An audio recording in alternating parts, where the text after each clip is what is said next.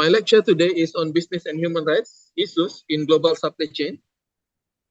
As you know, the world now is very much connected to each other.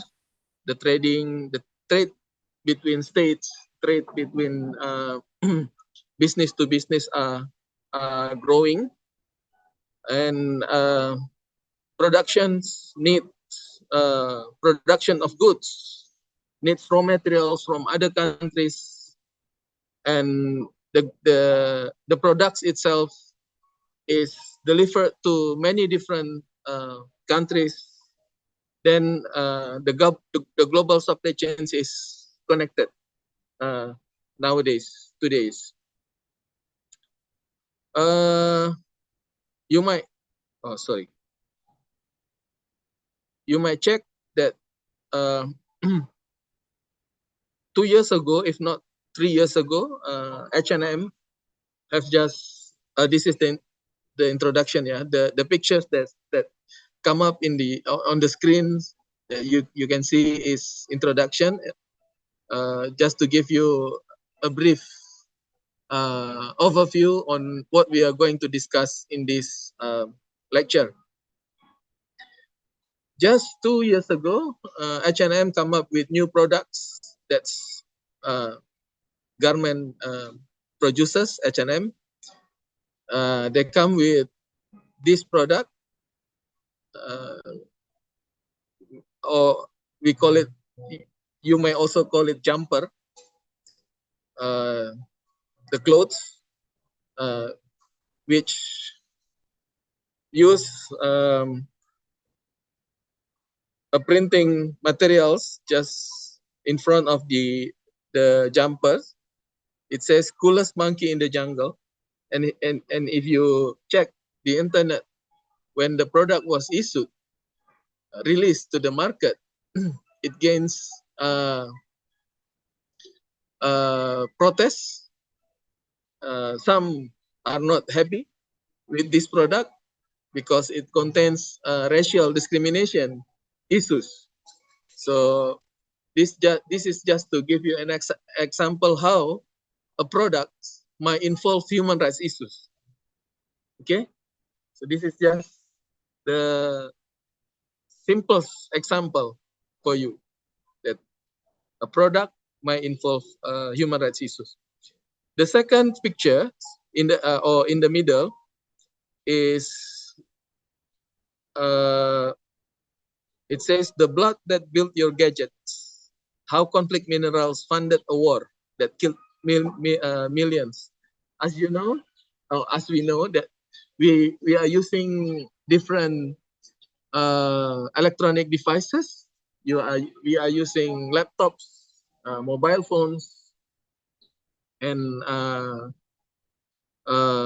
many electronic devices that we know.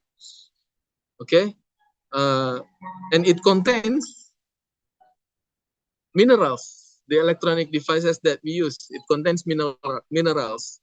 Minerals are used in electronic devices to connect circuits. It uses tin. Tin is also mined in Indonesia. We have one island in Indonesia which rich of tins that is exported to many different countries, including many different electronic producers like Samsung and Apple. Beside tins, in Africa, minerals are also mined, like tantalum that is needed for your devices. Tantalum, manganese, and other minerals that needs to connect the circuits inside the electronic devices that we use. But have you ever realized that the minerals that is used in our electronic devices might involve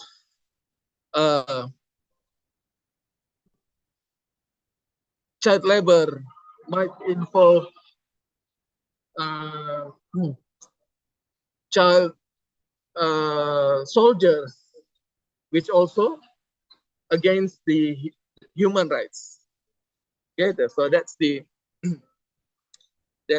second example, which is more complicated than just a product like garment, which also in which even simple products might involve human rights issues. And then another examples that more complicated shows that in our electronic devices, it also might contain human rights problems inside if we are not careful enough. And then the last example is the third example, not the last, because there are so many examples.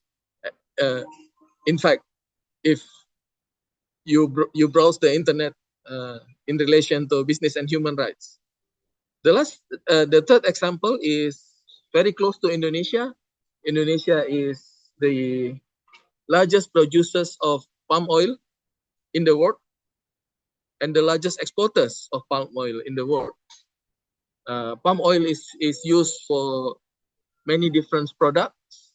It is estimated that the products that sold in the groceries, 70% of product that sold in the groceries, our daily grocery shops, contains palm oil. Even your toothpaste, why your toothpaste tastes sweet, because it contains palm oil. Why your chocolate looks shiny, because it contains palm oil. So, and then, yeah, as you know, that the production of palm oil might involve many different issues of human rights, child labor, the rights of women, female laborers, and then wages, incomes, low incomes, and then safety, health and safety issues in palm oil plantation, and up to okay, these issues might scale up from the simple one, like the rights to decent income, to land grabbing issues. So there are indigenous peoples that already settled in the area, in the forest area, and the forest must be cleared for palm oil plantation. There is another issues, or issues on biodiversity, like the opening of palm oil plantation might reduce biodiversity, like wildlife animals, or wildlife plant that is important for ecosystem. So those are example on how actually global supply chains, the products of a country, of a state, might involve human rights issues, and it might also involve it might involve human rights issues, and the products are sold throughout the world. So how we can make sure that the global supply chains is safe from human rights violations? This is, I think, the introduction to our lecture today. If there's any question, then you can just raise your hand and ask me, or you can open your microphone at any time you like. You feel that you wants to ask. Okay, we continue. So important, your subject, Imam. It's terrible. It's terrible. And I think it's complicated, Professor. Yeah, it is complicated. Yeah, but thank you very much. Thank you. But as a lawyer, we have to think. We have to make how is that the solutions? How we have to find solutions how to tackle human rights issues in global supply chains. Okay, there are, in fact, although as we know, as I've mentioned before, corporations and business might impact human rights, but in fact, there are many positive impacts that business can do for the societies, for the environment.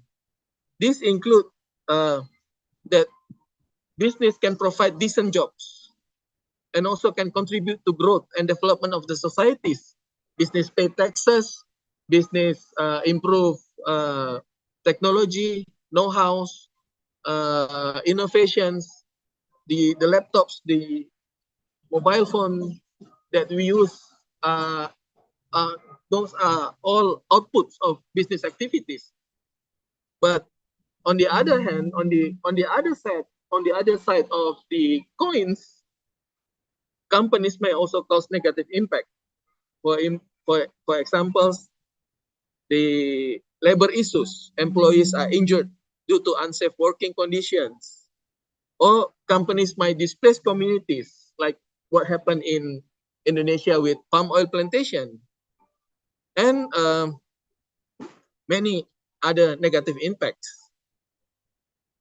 Or if not contributing directly, then companies may also contribute indirectly to those negative impact. This is the global supply chains. This is why global supply chains is important. For instance, if the companies are purchasing from suppliers, for instance, outsourcing practice, or also subcontractors. Many global producers, companies now, instead of establishing new plant,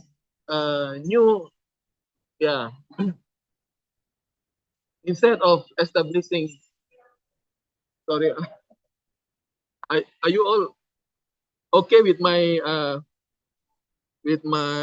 audio? Because I'm outdoor now. There are many disturbance. If it is okay, then I will continue. For instance, subcontractors like Nike, Adidas, and big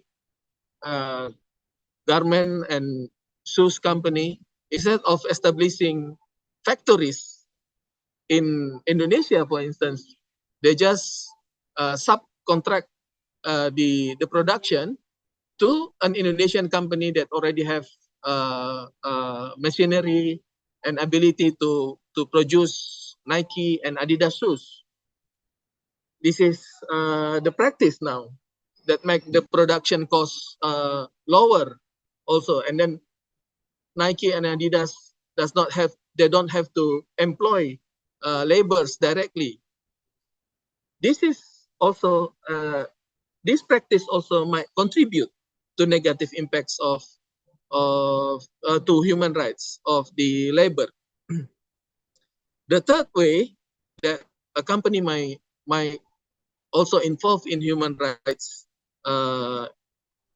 violation is if it is linked to the human rights violation. For example, if there's forced labor or child labor, which is used to harvest ingredients or make components that go into their products. This is the example of many of the minerals that I have discussed before. Or in many products, different products. For instance, chocolate, tea, coffee. The coffee that you drink in European country perhaps might involve child labor and forced labor in Indonesia or in Colombia or in other coffee producers countries. So that's how companies are might involve in human rights violation. So in general, there are three ways how companies might might involve. It depends on the degree of involvement of the companies. The first type is when it is directly caused. For instance, discrimination against union workers or violating land rights of local communities. The second is when the companies is contributing. For instance, excessive force by external security providers, some subcontractor, or providing data to authorities that used to arrest citizens. This is like what happened in Russia, perhaps, or China, when, as we know that Google is not operating in China because the law in China requests internet provider to provide informations regarding the activities of the users. So if we go to China, then they have their own search engine machine because Google is not operating. And then the third type is when companies are linked to, for instance, operating in repressive regime. This is also why we see many companies are pulling out from Russia because they don't support, they don't want to be linked with the oppression or with the invasion or whatever the reason that Russia have done to Ukraine.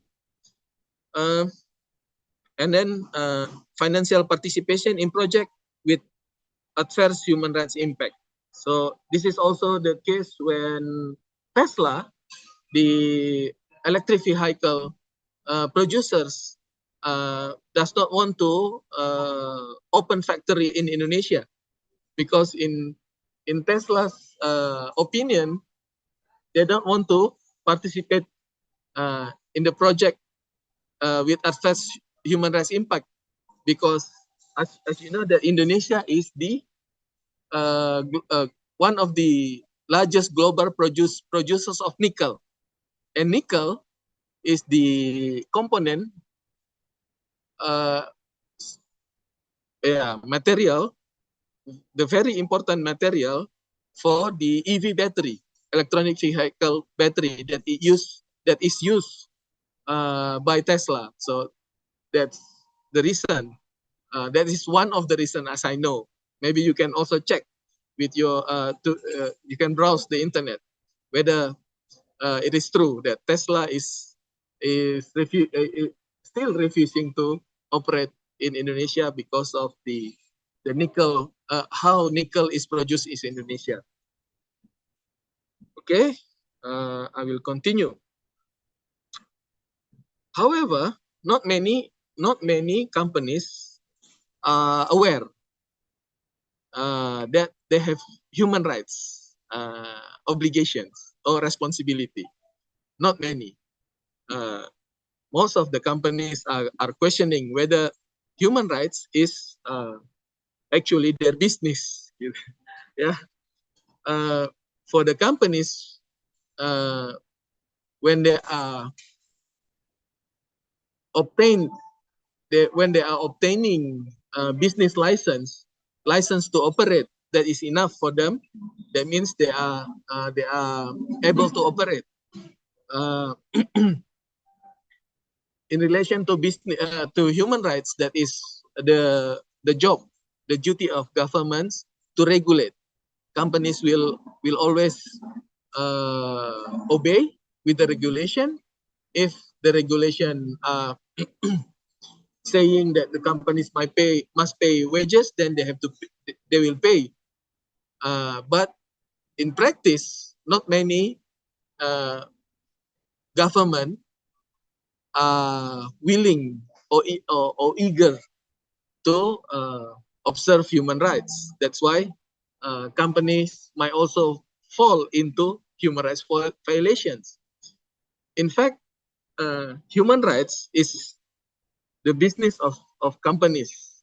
Human rights cannot be separated from the business of companies. For instance, companies might improve workplace conditions. Companies might also end racial, religious, and gender discrimination, might eliminate the worst form of child labor to increase access and availability to essential products and service to those living in poverty. That means companies must also observe the needs of societies that living surrounding its area of operations. Okay, I will continue. There are reasons why companies should observe human rights. First,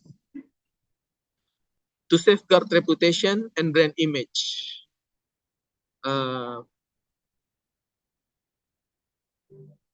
There are a numbers of companies now starts to observe human rights to safeguard reputation, for instance. Why some companies are pulling out, withdrawing from Russia? This is also part of their effort to safeguard their reputation, for instance. And then to gain competitive advantage, this is marketing issues, marketing strategy. Being good would attract more consumers. I think that's how the strategy is. Thirdly, to improve recruitment, retention, and staff loyalty. The better you pay your employees, the better you treat your employees, then your employees will more likely to stay and more likely to be loyal. In that way, your business might be sustained. Okay. Fourthly is to foster greater productivity. Fifth, to secure and maintain license to operate, because violating human rights is also means that you are violating the law, and then you might not be able to operate because your license being revoked. Six, to reduce cost burdens, because observing human rights might reduce the burdens of litigation. For instance, the burdens of the remedy if they are injury during the operation of your companies, then you have to make remedy or compensation. Then if you have steps to prevent those from occurring, then it will reduce your cost burdens. And then to ensure active stakeholder engagement, of course, you need the support from the society where the companies are operating, because the surrounding societies are important for the companies to keep going, to keep doing business. If the society is not happy, then perhaps it might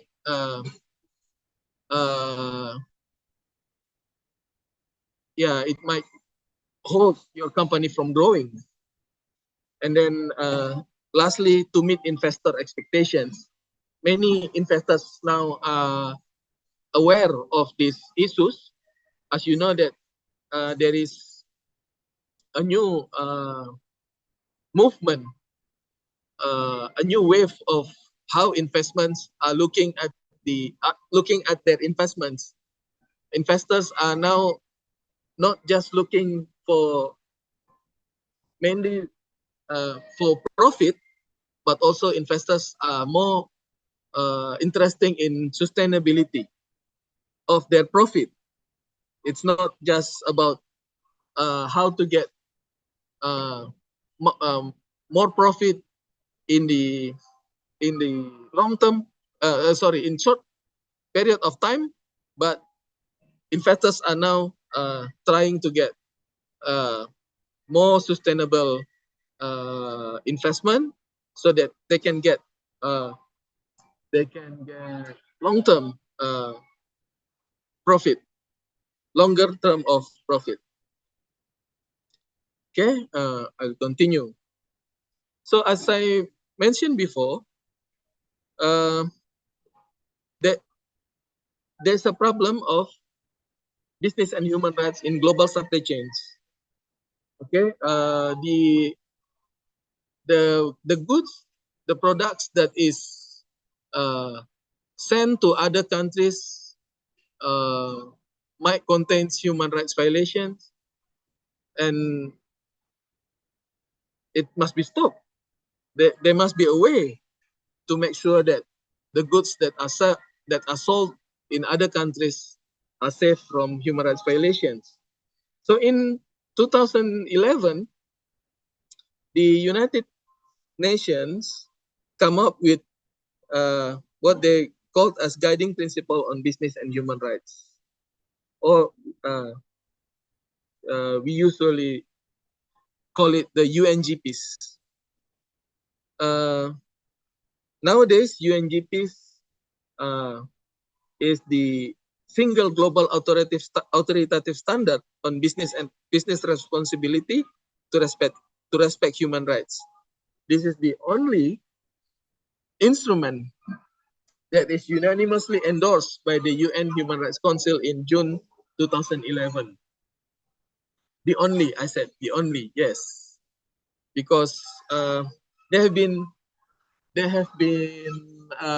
effort to make in the global level to regulate how companies, how multinational companies should operate and should respect human rights, but it has been failed so many times. And then the UN come up with this instrument, guiding principle, non-binding instrument, non-binding, but it is the only, nowadays, the only global instruments that it's unanimously endorsed. Unanimous means no country are complaining or objecting. There's no objection from even one single countries, one single state regarding this guiding principle on business and human rights.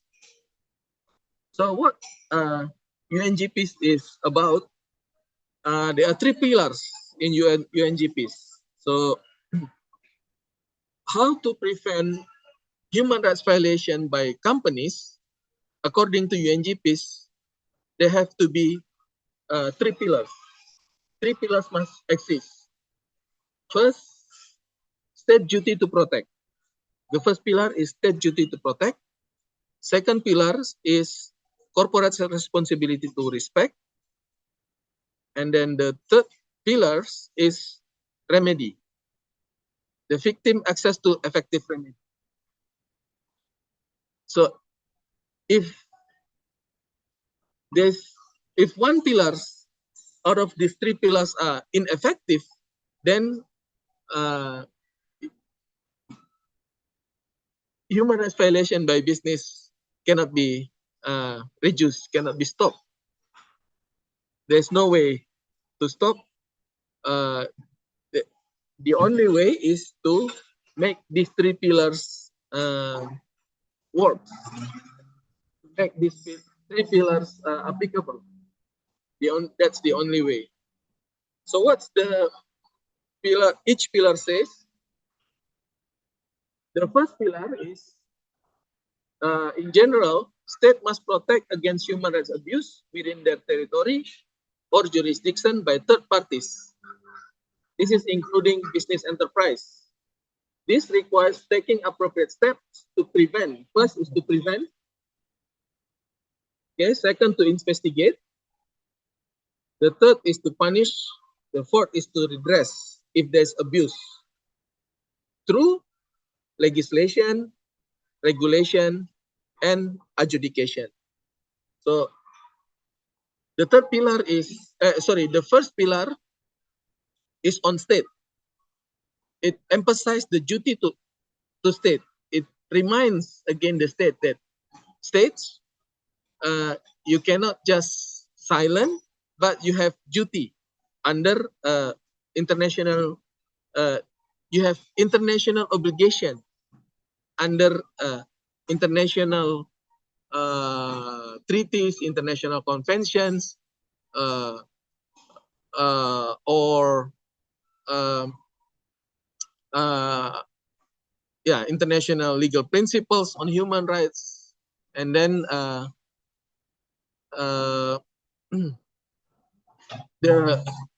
all the international principle like jus cogens that is observed by states. So first pillar is to remind again the states that they have international duty. This pillar, in fact, is not new concept. It is just a reminder the state that states is the main duty bearer to protect human rights. That's the concept of human rights that we know. So there's no new concept in this pillar. So second pillar is regarding business. The second pillar is the business responsibility to protect, to respect, sorry. So in relation to business, the words that is used is to respect instead of to protect, because the protection aspect is the duty of states. But for business, they have responsibility to respect. How to respect? That is the second pillar is said that it means that they should avoid infringing on human rights of others. They should avoid. And then what to respect is internationally recognized human rights, or at a minimum, those expressed in the International Bill of Human Rights and Principle Concerning Fundamental Rights as set out in the International Labour Organization's Declarations on Fundamental Principles and Rights at Work. So that's the very minimum. But of course,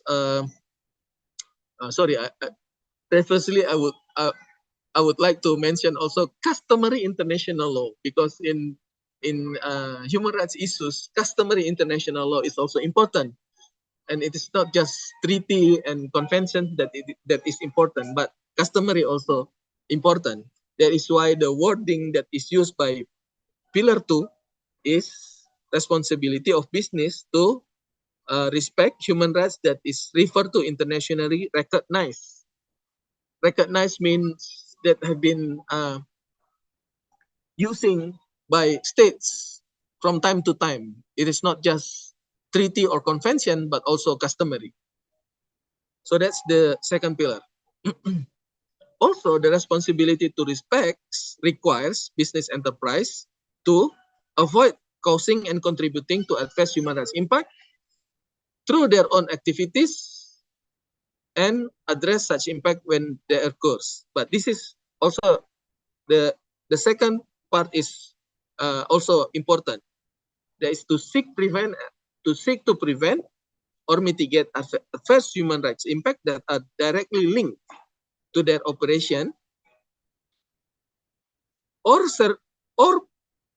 end product by their business relationships. So this is the relation. This is why global supply chains is also important, because when doing business, corporations might be enter into business relation.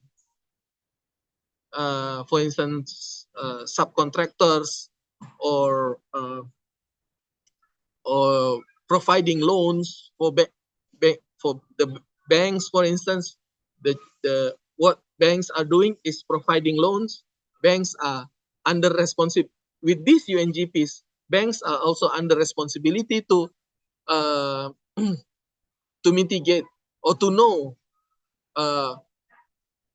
their customers to whom the loans are given, and on what area of business that the loan will be used. So that's what pillar 2 are aiming on, so that business does not contribute to human rights violations. And then the third pillar is it contains to for both, different with the first pillars is aiming at states. The second pillar is aiming at the companies, corporations, but the third pillar is aiming at both the government and the companies. In part of the government, in part of the duty to protect by the governments, states must take appropriate steps to ensure through judicial, administrative, legislation, or other appropriate means that when such abuse occur within their territory and or jurisdiction, those affected have access to effective remedy. So the third pillar is focusing on effective remedy.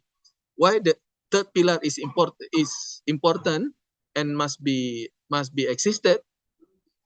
Because without remedy mechanism, human rights violations by companies or the negative impacts by companies cannot be prevented, cannot be ended. There is imbalance of power between companies and the victims. So if first pillar is regarding the states, second pillar is regarding the corporations, and then the third pillar is regarding victims. In fact, the third pillar is trying to protect the victims. Okay, in relation to human rights, business and human rights, three subjects must play together. But yeah, the third pillar is aiming at protecting victims. Okay, yeah. So that's the UNGPs. So I have started with an explanation on how companies' business, the business of corporations, might impact human rights. And then in my second part, I have explained how the global world, specifically the United Nations, have come up with instruments to protect, to make sure that the business of companies does not violates or involve in human rights violations. Okay, up to that point, if there's any questions, I'm open for questions. So that also will help me to have some rest, because I will be able to listen to your questions for a while. Please, if there's any questions. Everything fine. Very interesting. Okay, so very good, very nice, basic for the ada supply chain lecture due dari diligence ini law. lain. Iya, sebenarnya kita bisa diajarin sama Michael Bublé. Tapi hari ini Pak Iwan yang ngajarin. Leonie? Please stop touching his What happens here? Is there any question, Leonie? is there in the party. Ya kan? Leonie, Sesuai dengan Yo. dompetnya. Hello, Imam. Thank you very much for your presentation. Ini kalau ini bukan yang I jasa, just was able to following it just half of the presentation. I'm so sorry. Tak kira MSC itu. Okay, thank you. MSC ngajar di Global. How are you? Terlalu over lah. Good. Itu kan. Alvin, can you ask Leonie to? Pernah ngurus aja nggak salah. Yes, Pak Ivan. I'm DMing her right now. Ngajar ngeselin banget, Cuk, nanya mulu. Coba buka webcam. Nggak mau. Si Manda loh tadi dipilih dari All students have to close their microphone. Yeah, okay, already. Leonie. Oh.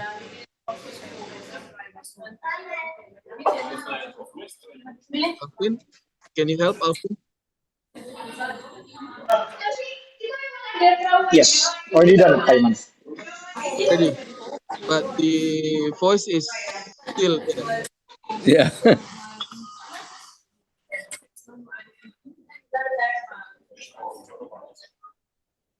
Okay. Is there any questions, please? So that we can discuss your Yeah, question. Imam, I have a question. Whoa. Thank you. Sorry. Not Just you. basically, Professor Gus. I don't know if you I don't know if you mentioned that already. I was coming late, but I would be interested in what is your opinion about the point of view of some critics about the supply chain due diligence law, that it is giving incentive to the companies to run and not comply, so in order to avoid the duties of supply chain due diligence regulations like that one from European Union. Will it be I mean, we know these UN principles, they're theoretically of course very good, but practically will it be really realistically improve the human rights situation in developing and least developed countries? What is your opinion about that? Yeah. Correct. Interesting question. Yeah, but there's also the moderator should switch off the others. Yeah. The micros. Yeah. Okay. Can the moderator please switch off the micros of all the others? Yeah. So now. Do we have moderators? Okay. Good. Yeah. Exactly. There's also a critics on critics that the EU regulation that mandating EU companies to have due diligence reporting or to aware of where where the source of raw materials they have purchased from, and whether the raw materials are involving in human rights violations or not. Yeah, there's a critics that this would not help to end human rights violation in the countries that the raw materials are coming from, because of the long supply chains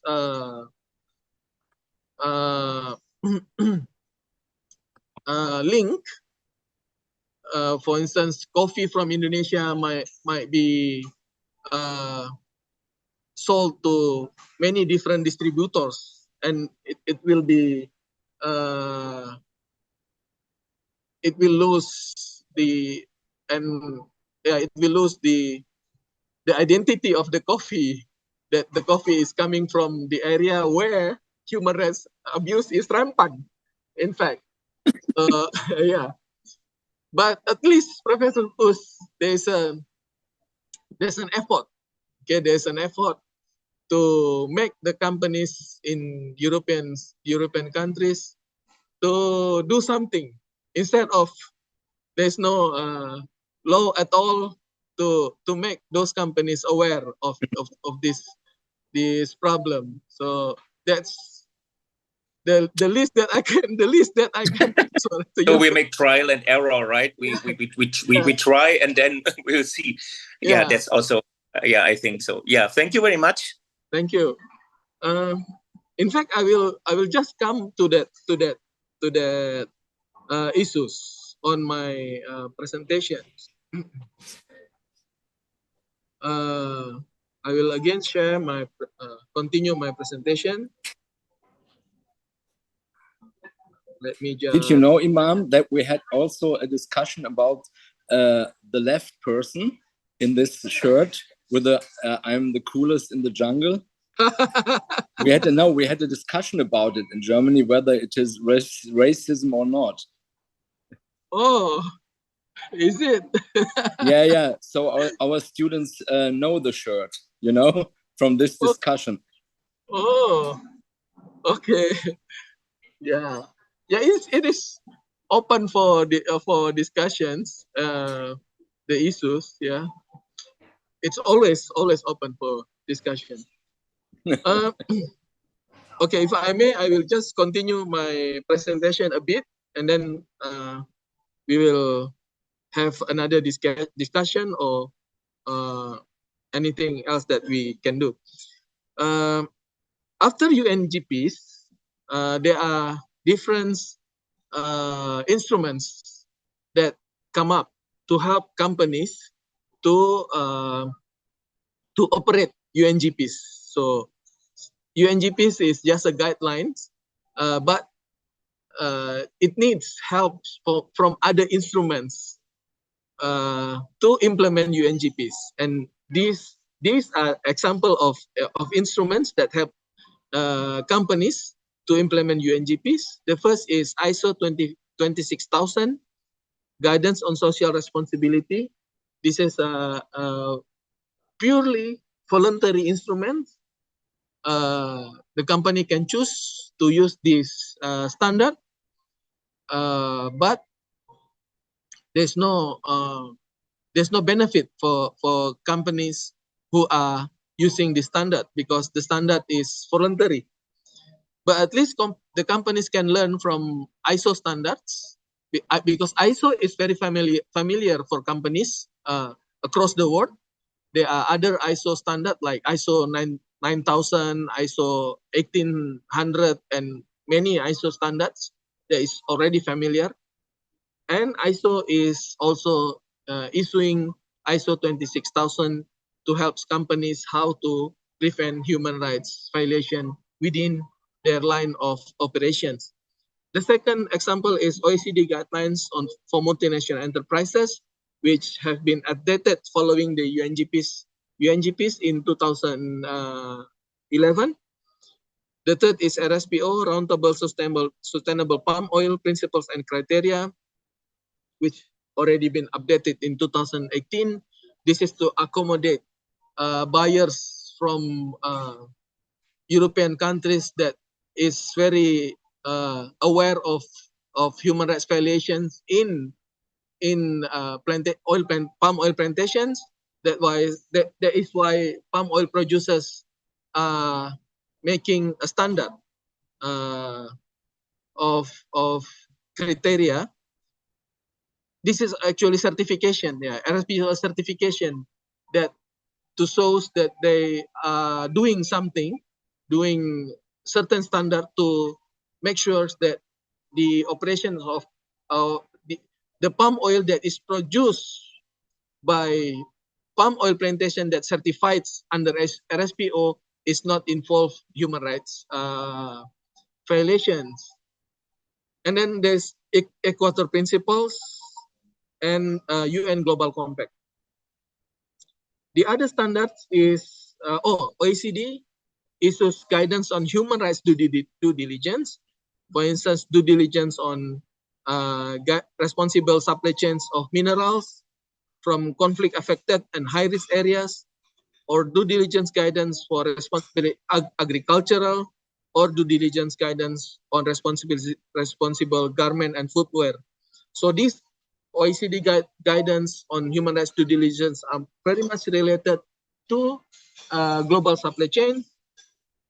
There's also ethical trading trading initiative that is more on garment and footwear.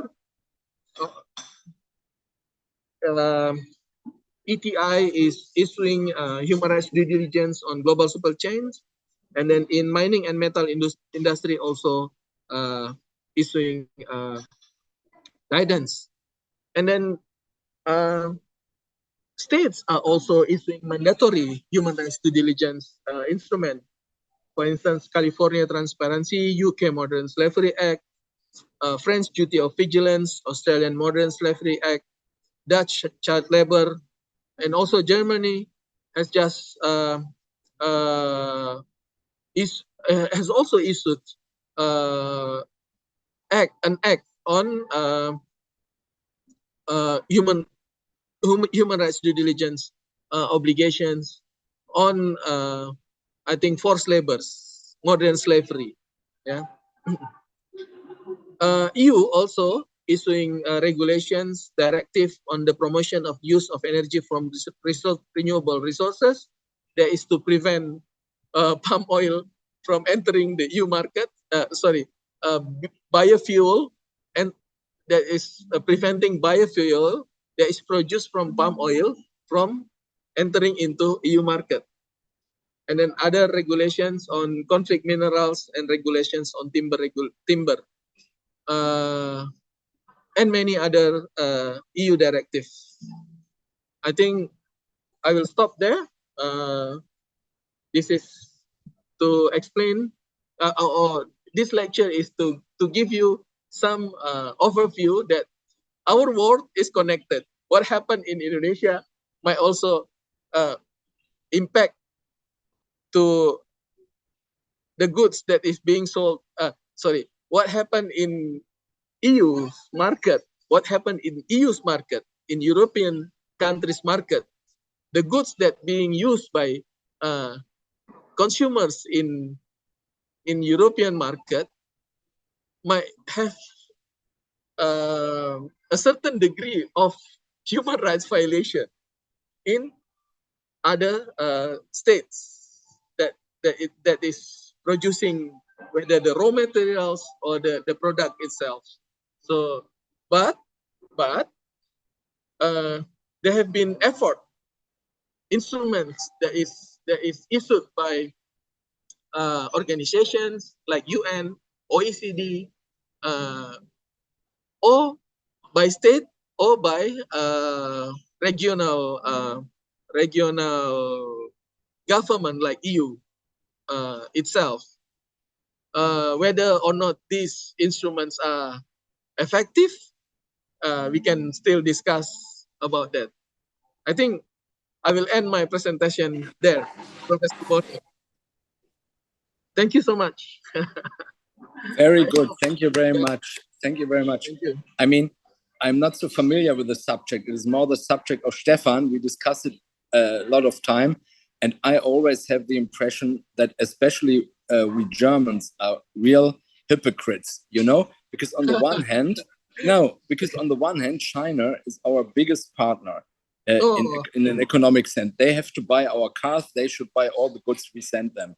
So we don't criticize them as it would be necessary. It's not a democracy. And other countries like Indonesia, you are a democracy. You are having these strong connections with Germany, and then we try to teach you how to obey human rights, you see? I see it more from the point of hypocrites. I don't know, Stefan is familiar with the regulations, so probably you can add something, Stefan. Yeah, well, I see it more pragmatic. The regulation is, of course, better than the German regulation because we have from the conflict of law rule, we have a better rule now. We have a tort law claim here in the regulation. So the private law enforcement will be stronger. But the question is, for me, more pragmatical in the way there is still the option to avoid the regulation for the companies. And also I'm doubting that, in the end, it will be a pragmatic way to handle that regulation, because this regulation is downstream and upstream. There is no there is no differentiation between the level of the supply chain. So basically, the companies are responsible for the last chain member, for the last company, which is even 3 companies furthermore. And then we have the reality in third world countries, like in Africa, for example. I know an article about the Congolese professor. She said, the labor law aspect of the supply chain due diligence law, which is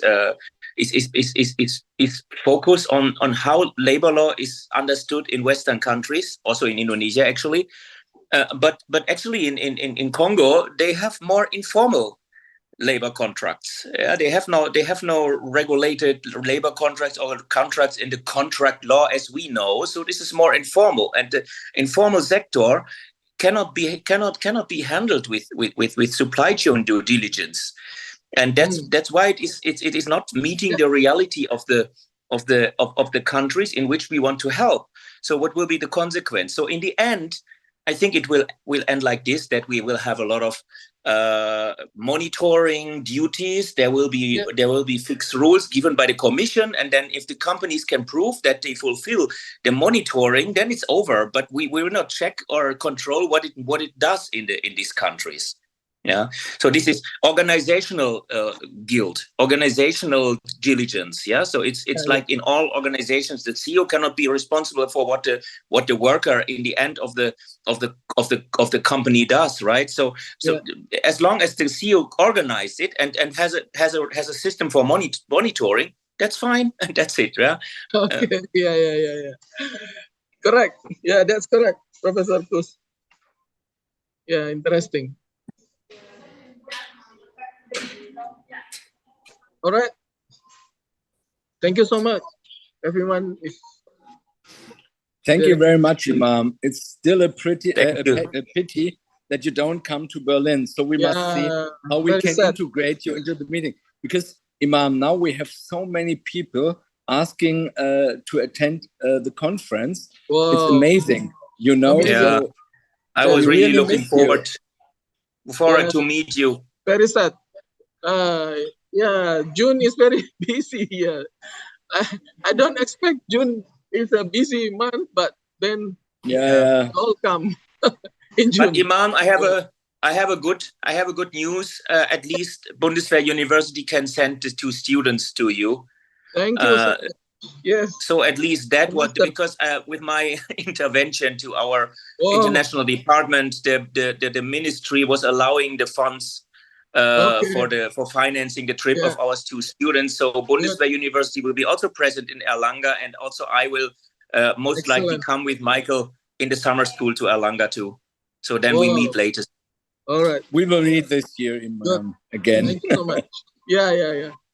Thank you, and also thank you so much to all the students. Very nice to have you here. It's really a great project, and I'm really looking forward. Lecture. Yeah, I'm really looking forward with Stefan to deepen it in the next semester, so that it can grow and grow, and then we can have the Malaysians also in the project, Imam. So this will be even greater. Very good start. Yeah. And actually, the supply chain is not so much digitalization, but maybe we can involve this topic in the next project a little bit. Somehow everything can be digitalized, right? So it's very interesting topic, and I know this is also your expertise. So it would be a shame not to somehow involve that maybe supply chain due diligence in digital economy or something like that. So excellent lecture. Thank you so much, Professor Imam. Thank you very much. Student. Thank you to all the students. Thank you, Professor Bohne. Terima kasih. Thank you, course. See you. Meet you again in Majapahit Hotel. Yeah. Bye bye. Have a nice day, everyone. Thank you so much. Thank you. Bye.